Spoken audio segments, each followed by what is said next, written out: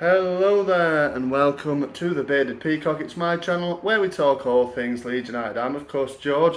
Welcome along to the channel everybody.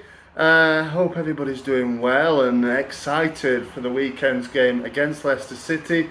And I'm going to preview this in that game on Saturday lunchtime in this video as well. But the primary reason for the video is to have a quick look, well, a more in-depth look, should I say, at our new manager. There's a new man in the helm, of course, goes by the name of Jesse Marsch, the American manager. I believe he's obviously the first American manager to manage at Leeds United. People from America. We've had a few players, obviously, from America. A few of the former, one of the former players has been managed before by Jesse Marsch, as we will cover in this video as well. But yeah, new man, Jesse Marsch is his name, and we're going to look at him today. So we'll look mostly at his managerial, his coaching career in a bit more detail, but we will cover initially his playing career. So his playing career, he didn't leave the MLS. 3 clubs for him. There's a graphic on the screen now showing you where he was. Finished his career in 2009. So yeah, he obviously not a glittering career by any stage of the imagination, but he played a long time in the MLS. And then he went on to coach at the 2010 World Cup under Bob Bradley, who has obviously been quite an influence on him in his coaching career. He started his coaching life in the 2010 World Cup. Well, that incorporated it as part of the USA national team, and he was on board on the US team, on the USA coaching staff, when of course Clint Dempsey scored that goal with that Rob Green howler. We all know about Rob Green, of course, don't we, being Leeds fans? Had that good season at Leeds United, didn't he, really? Or was it 2 seasons, I think? He did well, and he did Rob Green in a Leeds United goalkeeper shirt. But yeah, he was part of the coaching staff in that World Cup. He then went on to Montreal Impact. It was their first ever coach in their first ever season, and he did okay there. Before then, he was picked up by Red Bull New York, or New York Red Bulls. And he was picked up into the Red Bull franchise, where of course he managed to do very well with them and started pricking up the interest of higher up teams in the Red Bull franchise as he went on to go and manage there, as we will go on and have a look at in more detail. I will focus a little bit more detail on the Salzburg, RB Salzburg, and of course RB Leipzig, who was his most serious roles, if you like. I suppose Leipzig he didn't spend too long at, but I'm gonna have a quick look at it, even though of course it being his last job before Leeds United. So yeah, he was at Red Bull New York, so he was very successful in his years there, and of course that is where he coached a couple of former Leeds United players in Mike Grella.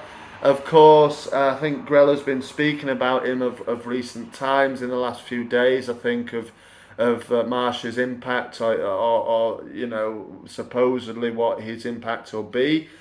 And then, of course, Lloyd Sam as well was at New York Red Bulls under Jesse Marsch. So I think Marsch actually spoke about them, didn't he, briefly in a question asked of him in the press conference this afternoon, as it was.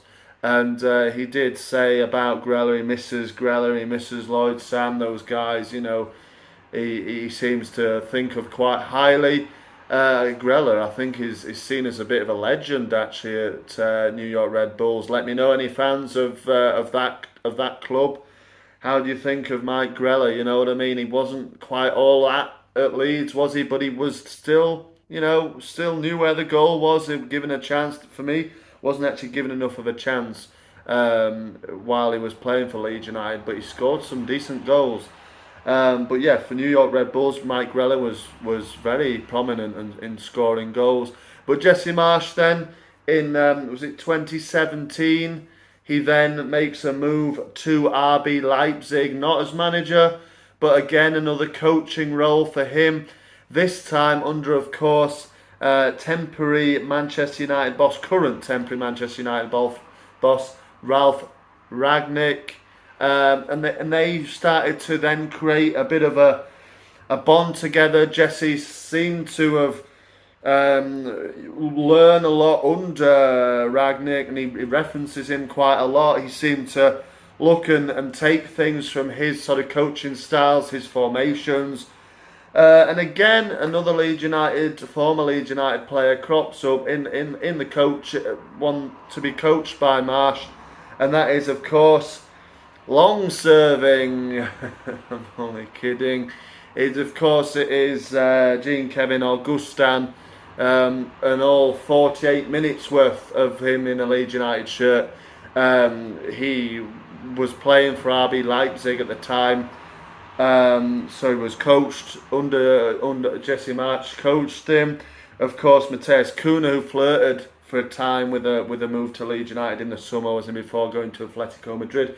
He was part of the team in that season that Marsch was coaching under Rangnick. They had a fantastic season. They finished third in the Bundesliga, qualified, of course, for the Champions League, and it was there again where Marsch's stock rises. People then start to talk again in the Red Bull franchise. He is then given a managerial opportunity, his first in Europe, and it is in Austria with RB Salzburg.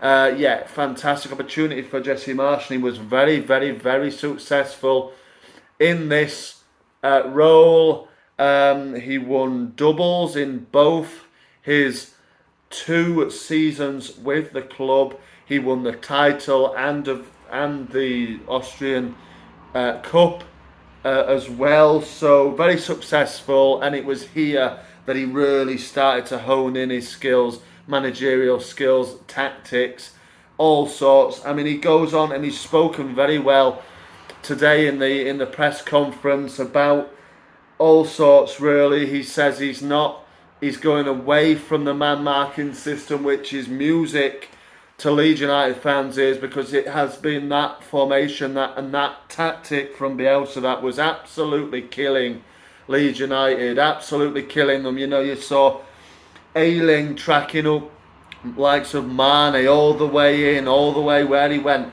Not the way you do it, particularly against the top sides. That is music to my ears, that Jesse Marsch is not going in that direction. He is more zonal, he says. And yeah, we're going to have a look at tactics in particular that Marsch likes to implicate in his teams, and that he has implicated in his team so far. But obviously, like I said, in Salzburg, absolutely fantastic. And what I will touch upon as well is I'm sure everybody by now has seen that YouTube video of the half-time team talk. They were 3-0 down away at Liverpool at Anfield. Of course, it's a bit of a famous game, even though they lost it 4-3 in the end. They managed to come back to 3-3, and then it was 4-3 in the end. But you know, he obviously mixes between English and German in this team talk in this video, and it's amazing because there was very, very little native speakers in that dressing room in that day, in that squad in that day. There was a mixture of different players from different areas of the world, and he decided to speak in German. And I watched a video of him saying that he believes in speaking in the sort of native, if you like, language of the country that they're playing in, and then you get everybody speaking in that language, which I found was very, very interesting to hear. Really, obviously, it's not a problem in England. Obviously, just speaks English, and everybody will speak English, and the majority of the team do speak English. I would have said, I think even Rafina now, his English will be pretty good. And everybody else obviously speaks English pretty well, I think. So it won't be a problem there, but it did, it's that togetherness of the team. Everybody speaks together in the same language, and it's just that, you know what I mean? It brings the group all together, and I think that's a very smart move of him. Obviously, he learnt German, during his time with Salzburg. But yeah, we'll get on to formations. So we're looking at obviously RB Salzburg in his 2 seasons there. He's used a lot of different formations. There's a graphic coming on your screen now. 12 formations he used in his 2 years there, in his 2 seasons. I've put 84 games. There was, I think there was some games, I'll be honest, that I couldn't get information on. But I think overall in Salzburg he played 94 games, so I don't think the data would be too much different to what it is on the screen there. But as you can see, his favoured or tipped formation of his favoured formation at Salzburg was the 4-2-2-2, which some people might think he'll deploy in Leeds United on Saturday for the Leicester game. Let's wait and see on that one. But yeah, I don't know. That was over half of these games that I collected the data on. He deployed that formation. So, it's one that he enjoys. The 4-4-2 is another one that he likes to play. But yeah, we'll see a bit later on. It's interesting how he tailored his formations to the teams that he was playing, for, maybe the personnel of players that he had at his disposal at different teams. Obviously with RB Leipzig, like we will see in a moment, the formations are very different. But yeah, he likes to mix it up, and this is really good. And again, music to my ears, music to a lot of Leeds United fans' ears, I'm pretty sure. When he is using different formations, he's not just sticking with the standard formation, not budging, which we all know Bielsa was very rigid and very stubborn in his ways of playing. Jesse Marsch is quite the opposite. He likes to mix it up, says, hey, look, we're playing this team, let's play it this way then. And you can see on there's a lot of, only formations used once or twice as well. So he's, but his favourites, of course, is that one and the 4-4-2 as well, which, to be fair, a 4-2-2-2 could very quickly become a 4-2, a 4-4-2, sorry, couldn't it really? Just slip those two more forward midfielders, if you like, into the wing positions, and you've got a 4-4-2, haven't you? But I'll look as well in a moment how it will affect Leeds United and how I think Leeds United could line up when everybody's fit. I will have a look at when everybody, for the Leicester game as well shortly. But yeah, they're the formations that he kind of likes to use, so we can kind of expect a 4-2-2-2. Or like we see in this graphic here with Leipzig, so he goes to Leipzig, he replaces a manager that did exceptionally well, who of course is now coaching at Bayern Munich and was a fantastic manager for them. Nalsgaard, isn't it? So yeah, he did very well. He came in and replaced him. He's been speaking a lot in the media as Marsch about coming in and succeeding a club legend, a living legend, which obviously has done, obviously with Bielsa here at Leeds United as well. But let's have a look at his formations at Leipzig. Then only the first half of this season, obviously he was sacked in early December as we were drawing with Brentford, and Patrick Bamford and Calvin Phillips were getting injured. Jesse Marsch's RB Leipzig was losing 2-1 to Union Berlin, and then a couple of days later he got sacked. But here we are, 22 games he played, and he's again, his favourite formation that he used the most there, a 4-2-3-1. So it's a formation that we've seen Bielsa use latterly for Leeds United this season. So it's one that potentially we can see. I mean, we could see any formation, but these are the these are the favoured ones of Marsch in his two current previous jobs. So yeah, if we have a look then at how we would line up, I mean, RB Leipzig, just to know, when he was manager of them, didn't really go to plan, but he's still in that graphic. You can see he's still scored in 20 odd games, 22 games. He still scored quite a lot. I mean, I know they conceded a lot, but again, so I know he'll tighten up the defence more so than obviously 20 goals in 5 games you'd have hoped for, but we'll still score a decent amount of goals. Like I said, like you can see, Leipzig in those 20 odd games, they did score quite a lot of goals. So, you know, and we've obviously got the firepower. What I'm looking forward to the most is just seeing that swagger about the Leeds lads again. We know the forward line have got talent, so they can, you know, it's about time they use it. And you can see in the social medias, in everything surrounding Leeds United over the last couple of days, everybody's buzzing. You know, the players big smiles on their faces, laughing. It's very jovial. Jesse Marsch himself seems quite a jovial man, doesn't he? And up for a bit of a laugh. He always says, "Oh, we're gonna have fun. We're gonna have fun." You know, you can see he's relishing the chance and he's enjoying the opportunity that's been given to him by the higher ups of Leeds United. So yeah, now I'm gonna have a look then at how I think Leeds United will line up with those two favoured formations, the 4-2-2-2 and the 4-2-3-1 formations. So yeah, on the screen now then. There you go, the 4-2-2-2. So I think when everybody's fit, remember this is when everybody's fit, I think he'll go with Koch and Llorente as the two pairings, Firpo Ayling on the wings. I reckon Dallas and Phillips will be the two sort of sitting centre midfielders. Then you get the two higher up, which will act as wingers as well, I reckon.